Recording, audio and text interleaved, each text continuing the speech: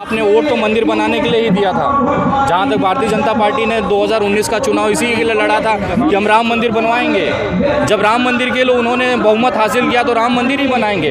जब मैं वोट देने मेरे विधायक मेरे पास आएगा तो मैं उसको पूछूंगा मेरी सड़कें कब बनेंगी, मेरी शिक्षा के लिए क्या व्यवस्थाएं हैं, मेरे बच्चों के लिए अस्पताल कहाँ बनेगा। जब वो सवाल ही खत्म हो गए तो जो आपने उनको मैंडेट दिया वो करेंगे ही। उनको राम मंदिर बनाने के लिए आपने बहुमत दिया तो राम मंदिर बना रहे हैं। उससे क्या फ़र्क पड़ता है कि वो भले टैक्स के पैसे से, जो इंसान टैक्स के पैसे से 8,000 करोड़ का हवाई जहाज़ खरीद सकता है वो 5,000 करोड़ का राम मंदिर क्यों नहीं बना सकता है। अभी आपको मैं जो चीज़ बताने जा रहा हूँ ये भविष्य में होने वाली चीज़ें हैं। आप समय के साथ उसको बर्दाश्त करेंगे, देखेंगे। बार बार जैसे राम मंदिर के उद्घाटन को लेकर एक भव्य जश्न मनाया जाएगा। जगह जगह बजरंग दल, विश्व हिंदू परिषद, भारतीय जनता पार्टी के लोग शोभा यात्राएं निकालेंगे, मस्जिदों के सामने से गुजारेंगे और खुद ही पत्थर चलाकर उस यात्राओं पर अपने ही लोगों से पत्थर चलवाकर मुसलमानों के ऊपर उसका आरोप मढ़कर मुसलमानों के साथ उनके घरों को जलाएंगे, पत्थरबाजी करेंगे, हत्याएं करेंगे। तो ये जो 3 महीने हमारे पास है, अक्टूबर, नवंबर, दिसंबर और जनवरी, ये बहुत ही क्रूशल है इस भारत के लिए। इस समय जो तबाही और जो दंगे और जो लाशें आप सड़कों पे खून बहता देखेंगे वो आपने पूरी ज़िंदगी में नहीं देखा होगा, ऐसा मैं दावे के साथ कहता हूँ। जब चुनाव आता है तो मुसलमानों को नस टाइट करना और हिंदुओं को खुश करने के लिए कि जितने भी मुसलमान हैं उनको हम देश के बाहर निकाल देंगे, ज़बरदस्ती जेलों में ठूस देंगे, उनके बाप का राज नहीं है। संविधान से चलता है देश। अभी हम संयम से बैठे हुए हैं कि हमारे लोगों पर आँच नहीं आनी चाहिए। आप संसद भवन में एक दूसरे को गाली दे दीजिए, आपस में पटक के एक दूसरे को माँ बहन कर लीजिए, हमें कोई दिक्कत नहीं। आप लोग नेता लोग हैं, आप करेंगे ही। सुबह लड़ाई करते हैं, शाम को मैंने जैसे अभी उत्तर प्रदेश विधानसभा में देखा था कि अखिलेश यादव जी और योगी आदित्यनाथ के बाप को लेकर झगड़ा चल रहा था कि तुम अपने बाप की अर्थी उठाने नहीं गए। तो अखिलेश यादव ने भी, योगी जी ने भी कह दिया कि तुम कौन से अपने बाप के सगे हो। और ठीक उसी दिन विधानसभा अध्यक्ष ने अपने घर में रात्रि भोज रखा और अखिलेश यादव और योगी आदित्यनाथ दोनों एक ही टेबल पर बैठ के खाना खा रहे हैं। तो ये राजनीतिक लोग हैं सर, इनकी बातों में अगर आप आएंगे तो आप इसी तरह से भटकते हैं। जो मुस्लिम से जहर उगलने के लिए हम लोग देखा सोशल मीडिया देखिए, वो भारतीय जनता पार्टी के IT सेल है सर। उनका काम 2024 के बाद यही है कि लगातार आप जहर उगलिए, मुसलमानों को टारगेट करिए, ताकि हिंदुओं के अंदर ये बताया जाए कि देखिए हम मुसलमानों का नस टाइट कर रहे हैं। और ये चीज़ें इसलिए भी पॉसिबल है क्योंकि उनको ये बताना है हिंदुओं में एक ऐसा संख्या है, जनसंख्या है जिनको मुसलमानों को बचपन से ही नफरत सिखाई जाती है, उनके खिलाफ बताई जाती है। तो उसी को कंफर्म करने के लिए ये सारा प्रोपोगेंडा किया जाता है और उसका असर जो है वो चुनाव पे दिखता है। इंडिया दिन से आवाज़ सुन रहे हैं हम लोग, जो EVM जब तक रहेगा भाजपा तब तक रहेगा। 100% EVM जब तक रहेगा, भारतीय जनता पार्टी तब तक सत्ता में रहेगी।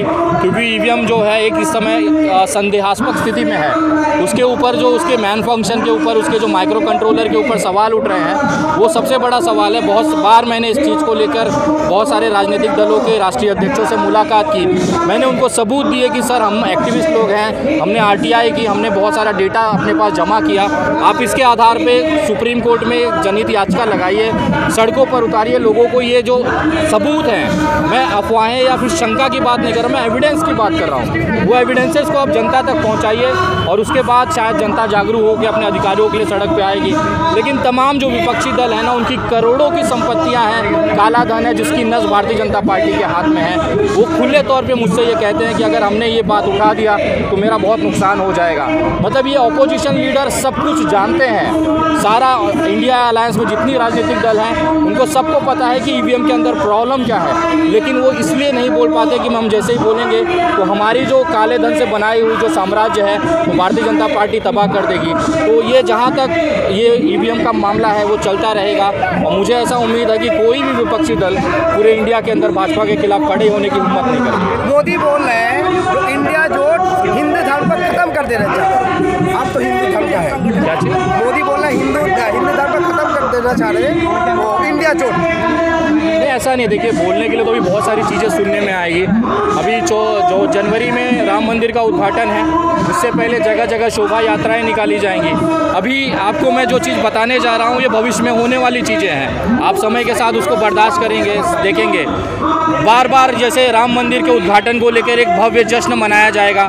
जगह जगह बजरंग दल, विश्व हिंदू परिषद, भारतीय जनता पार्टी के लोग शोभा यात्राएं निकालेंगे, मस्जिदों के सामने से गुजारेंगे और खुद ही पत्थर चलाकर उस यात्राओं पर अपने ही लोगों से पत्थर चलवाकर मुसलमानों के ऊपर उसका आरोप मढ़कर मुसलमानों के साथ उनके घरों को जलाएंगे, पत्थरबाजी करेंगे, हत्याएं करेंगे। तो ये जो 3 महीने हमारे पास है, अक्टूबर, नवंबर, दिसंबर और जनवरी, ये बहुत ही क्रूशल है इस भारत के लिए। इस समय जो तबाही और जो दंगे और जो लाशें आप सड़कों पे खून बहता देखेंगे वो आपने पूरी ज़िंदगी में नहीं देखा होगा, ऐसा मैं दावे के साथ कहता हूँ। आम आदमी का टैक्स का पैसा ले करके मंदिर मस्जिद बनाना, ना स्कूल बनाना, ना हॉस्पिटल बनाना, मंदिर मस्जिद बनाना आप किस तरह देखते हैं? देखिए, आपने वोट तो मंदिर बनाने के लिए ही दिया था। जहाँ तक भारतीय जनता पार्टी ने 2019 का चुनाव इसी के लिए लड़ा था कि हम राम मंदिर बनवाएंगे। जब राम मंदिर के लिए उन्होंने बहुमत हासिल किया तो राम मंदिर ही बनाएंगे।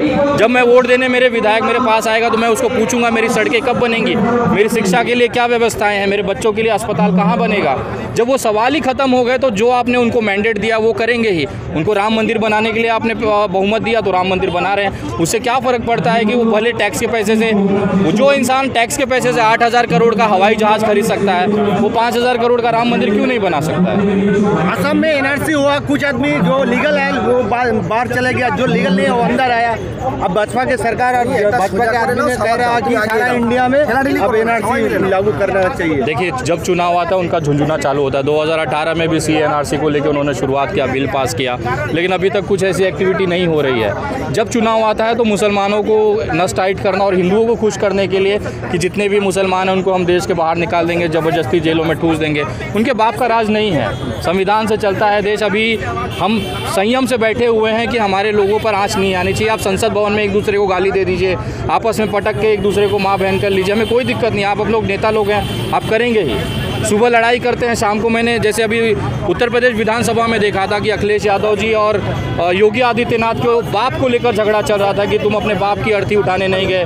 तो अखिलेश यादव ने भी, योगी जी ने भी कह दिया कि तुम कौन से अपने बाप के सगे हो। और ठीक उसी दिन विधानसभा अध्यक्ष ने अपने घर में रात्रि भोज रखा और अखिलेश यादव और योगी आदित्यनाथ दोनों एक ही टेबल पर बैठ के खाना खा रहे हैं। तो ये राजनीतिक लोग हैं सर, इनकी बातों में अगर आप आएंगे तो आप इसी तरह से भटकते रहेंगे। भाजपा के उपदेष्टा विवेक टिकरवाल ने कहा है कि संविधान को चेंज करना चाहिए, क्या कर सकते हैं। देखिए, उनके पास बहुमत है, लोकसभा, राज्यसभा, लोकल विधानसभा, उसके बाद कानूनी पूरा अमित शाह के पास है, पुलिस प्रशासन, CRBC है, सब उनके पास है।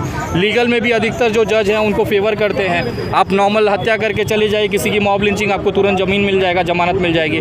और एक मुसलमान ने अगर एक ट्वीट कर दिया भाषा की कहना, उसको तो UAPA लग जाता है। तो कोर्ट में भी तो उनके लोग बैठे हैं, उस तरह के सब मानसिक पीड़ित लोग बैठे हुए हैं। तो उनके पास पूरा ताकत है, वो संसाधन उन्होंने हासिल कर लिया है कि अगर वो आज संविधान बदलना चाहें तो बेशक वो बदल सकते हैं। रंजन गोगोई जी ने राम मंदिर का राय दिया, उसका बाद में उनको राज्यसभा के सदस्य पद दिया गया। देखिए, अब आप हड्डी चूसेंगे उनका तो फ़ायदा तो देगा ही बंदा। उन्होंने उनको फ़ायदा दिया, BJP ने उनको फ़ायदा दिया।